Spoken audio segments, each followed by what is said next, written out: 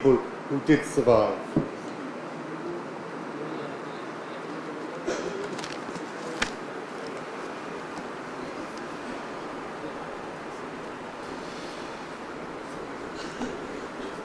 As you know, Humam was released after 8 months.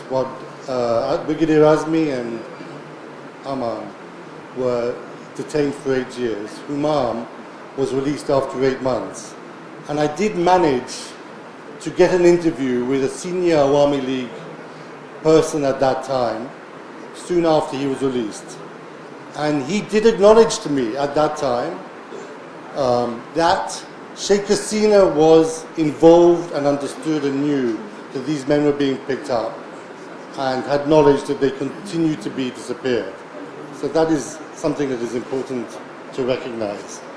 These detentions were ordered right from the very top of government.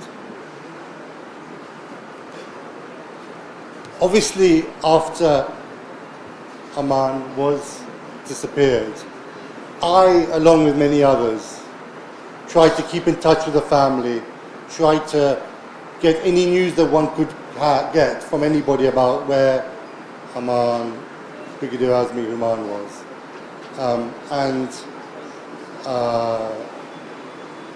There was nothing that we could do, but I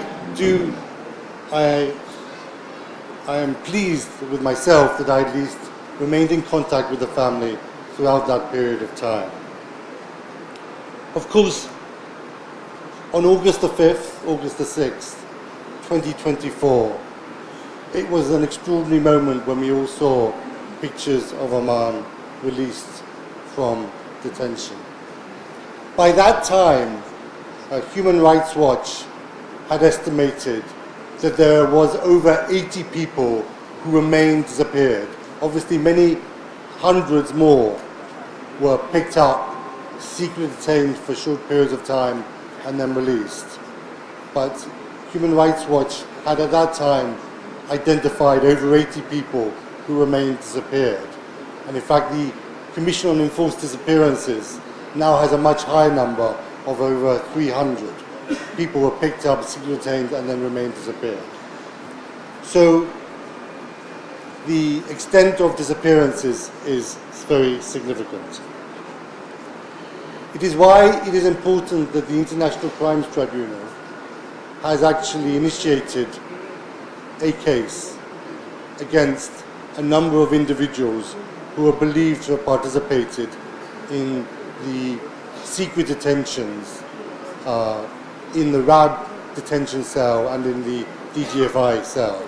And what I don't want to say too much about that is an ongoing trial. Let's hope that that trial will be far fairer than the ones that previously took place at the International Crimes Tribunal, that the evidence that is presented is substantive and credible, and the law is properly applied. I just want to say one thing to finish this. Disappearances, of course, is one of the worst human rights violations that took place under the Awami League government. But actually, at the core of the repressive state is arbitrary detentions. Disappearances happen and they are terrible, but they're relatively small in number. Arbitrary detentions under the Sheikh Hasina government were far greater, impacted thousands of people, tens of thousands of people. People were picked up, detained for months on end. Maybe they got bail, but they continued to have a case hanging over them, and they often had to remain in hiding. And I mention that because whilst many people congratulate the government, and quite rightly congratulate the government, on really trying to bring enforced disappearances to an end,